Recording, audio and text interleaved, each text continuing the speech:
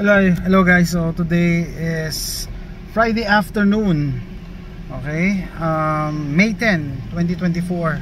Sama kayo, mag-basketball ako. Tagal na ako di nagpa-basketball. Tapos first time ko pupunta rito sa Lago. Hindi, first time ko sa gym na to, pero second time ko sa Sugarland. Last time na nag-basketball ako sa Sugarland 2018, na heart attack ako doon. Hopefully, I'm praying hindi ako walang mangyari sa masama ngayon. So dadayo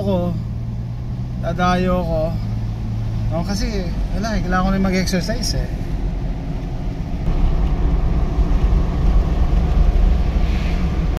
Now we're here.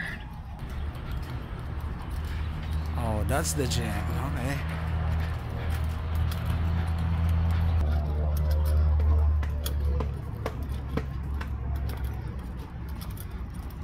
Okay. Let's look at the gym. Very colorful gym. Yeah.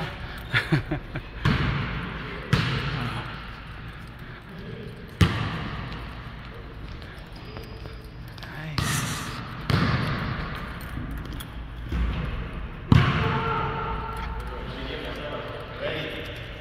Okay guys, nandito na ako. Nakalista na ako, nakapagbayad na ako. Ang bayad is $6 per person. Maliit lang yung gym, pero makulay. Yun sa dati ang pinaglalaruan doon sa malapit sa amin, sa KT. Malaki kasi 2 court yun. Hindi, actually 4. Hindi, tama, 2 court lang. Ito 1 court lang. Sa school din to, Harmony. Dito sa Sugarland. So, strategy ko ngayon, magpapawis lang talaga. And blessing lang. Di ba na matalo, basta pawisan lang. And hindi ako mapagod masyado. Baka kasi mabigla. Ang tagal na akong naglalaro. Guys, start na. 10 na kami. Nakikipaglaro sa akin. Bilis yan. Ang bilis yan. Sobra. Talaga laro. Let's go. Okay guys. End of the first game. 10 minutes. Panalo ata kami. Kumusta yung pawis lang. Walang pamalit. Laro agad. 11 lang kami. Okay, end of game 2.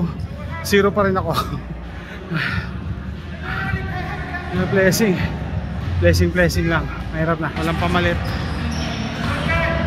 Break. So, greetings from Sugarland, Texas.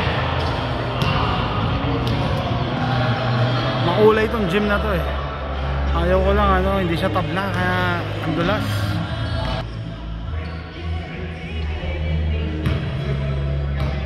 Okay, pangilang game na ba yan? Done, game 3. 0 pa rin ako. Layup, kinapos.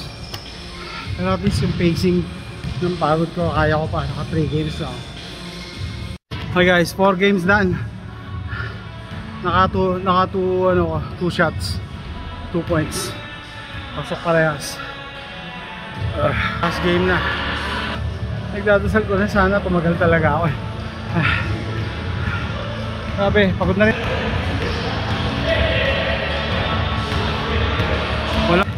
Walang pamalit. Okay guys, last game. Naka 2 points ako.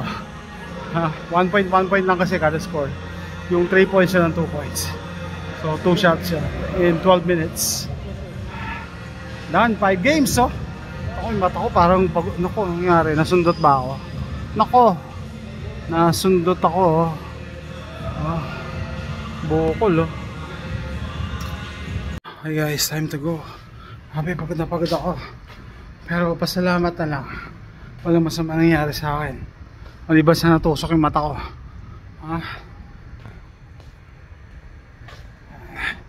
Ng gabi.